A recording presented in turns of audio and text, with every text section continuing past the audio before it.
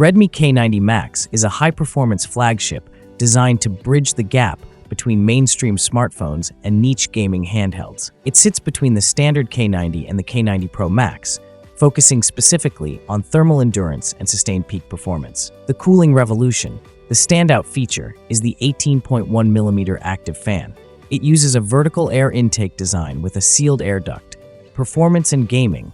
Powered by the Dimensity 9500, the K90 Max is one of the most powerful devices in its class. The 8,550 mAh battery is massive for a phone that isn't a rugged device. This is achieved using silicon carbon technology, which allows for higher energy density without increasing the physical size significantly. Expect 2+ days of regular use. While not a photography-first phone, the 50-megapixel Light Hunter 800 sensor performs admirably. It is the same sensor found in many high-end Xiaomi flagships, offering great dynamic range and OIS stability. However, the secondary cameras, 8-mega ultrawide, are modest compared to the Pro Max model,